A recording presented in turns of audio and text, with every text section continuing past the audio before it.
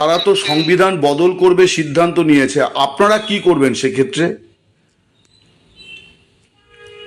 সংবিধান বদল করবে এ ধরনের স্বপ্ন দেখতে পারে, কিন্তু এখানেই সব শেষ নয়।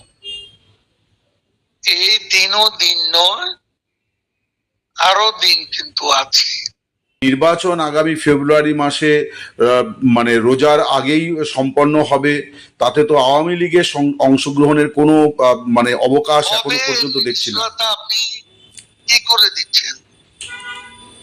নির্বাচন হবে, তারা নিজেরাও তো নির্বাচনের প্রশ্নে ঐকমত্য পোষণ করতে পারেনি। বিএনপি ছাড়া জামাত ইসলামী এবং ইসলামপন্থী কিছু দল, যারা ইউনূসের ঘনিষ্ঠ মিত্র বলে পরিচিত, তাদের প্রতিক্রিয়া কিন্তু ইতিবাচক নয়। এই অবস্থায় নির্বাচন নিয়েও সন্দেহ রয়েছে।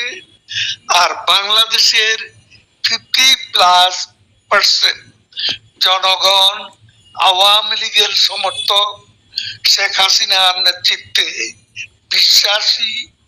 তাদের বাদ দিয়ে এখানে ইনক্লুসিভ, অংশগ্রহণমূলক, নিরপেক্ষ নির্বাচন হতে পারে না। বাংলাদেশের জনগণ এই নির্বাচনকে প্রতিহত করবে।